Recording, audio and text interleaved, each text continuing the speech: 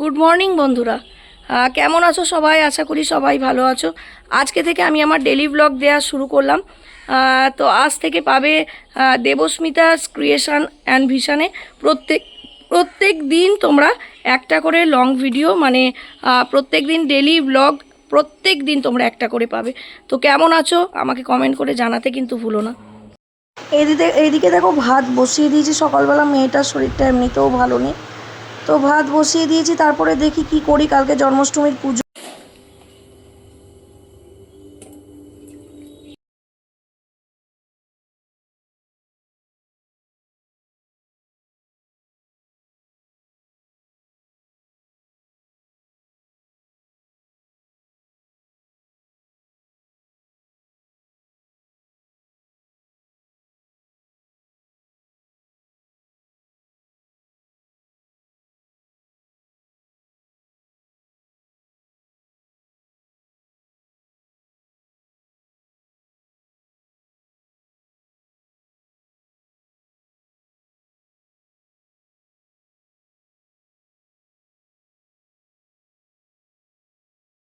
কদিন ধরে নিচের ঘরেই শুচ্ছি, কারণ নিচের ঘরে শুলে ওঠা মানে সকালটা তাড়াতাড়ি বুঝতে পারি, নাহলে ওপর ঘরে শুলে টের পাই না।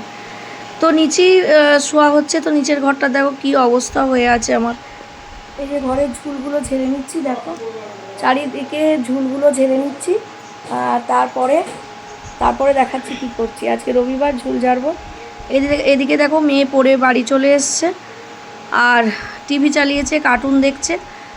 দিয়ে বলছে মা খেতে দাও। মেয়ের খুব শরীর খারাপ, দারুণ শরীর খারাপ। ওর চোখ মুখটা দেখেই বুঝতে পারবে, ভীষণ উইক হয়েছে, ফুড পয়জন হয়েছে। আজকে কটা দিন ধরে ভীষণ পরিমাণে ভুগলো। আর আমি এদিকে সমস্ত জানলা কপাটগুলো জল টল দিয়ে ভালো করে মুছে নেব।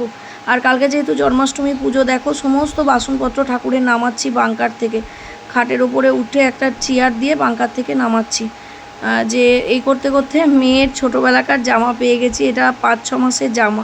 তো মেয়েটা এই জামাগুলো দেখতে পেয়ে এতটাই খুশি, তো জামাগুলো বাছতে লেগেছে। ওর জুতো, ছোটোবেলার জুতো, ওই 1-2 মাসের জুতো জামা দিয়ে বলছে কয়েকটা জামা দাও না, আমার কুকুরগুলোকে পরাবো। আর দেখাচ্ছে আমাকে।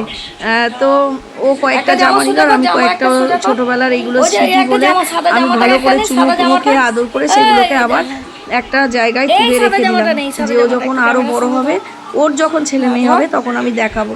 ও জামাগুলো তুলে তুলে দেখাচ্ছে, দিয়ে নিজের গায়ে মাপ দিচ্ছে, যে বলছে মা এত ছোট ছিলাম আমি বলছি হ্যাঁ।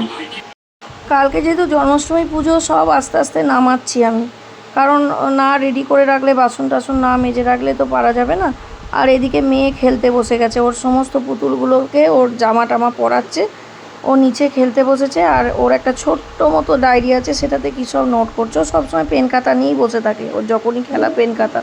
আর এদিকে দেখো কথা বলতে বলতে গুছিয়ে নিয়েছি বিছানা। মেয়েরও স্নান হয়ে গেছে, তো তার মাঝখানে কিছুক্ষণ ভিডিও করা হয়নি। মেয়ে স্নান টান করে এসে বাবা লোকনাথের মতো পাটাকে ভাঁজ করে বসে পড়তে বসে পড়েছে। ও এরকম করেই বসে।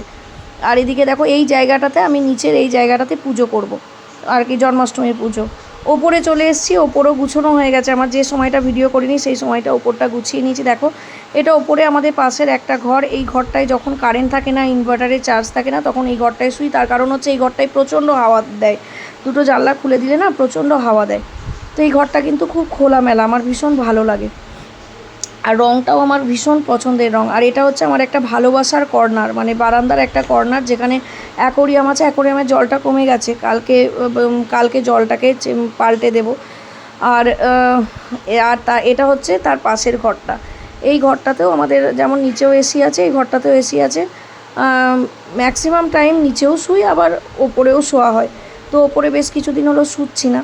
তো দেখো এই ঘরটাও তো না শুলেও গুছোতে তো হয়, বলো, ঘর দুয়ার গুছোতে হয়, প্রতিদিন পরিষ্কার করতে হয়, প্রচুর কাজ থাকে। যাদের ওপর নিচে এত ঘর দুয়ার, জানো আমার ভালো লাগে না, এত ঘর বলে আমার খুব খাটনি হয়। তো আর এই দিকটা হচ্ছে আমার শাড়ির হোলসেল বিজনেস আছে। এই দিকের কর্নারটা টোটালটাই আমার শাড়িতে ভর্তি, এই দিকটা। তারপরের ঘরে। তো ভিডিওটা আছে কেমন লাগলো জানাতে ভুলো না। আমি কিন্তু আশা করে থাকবো তোমাদের কমেন্টে।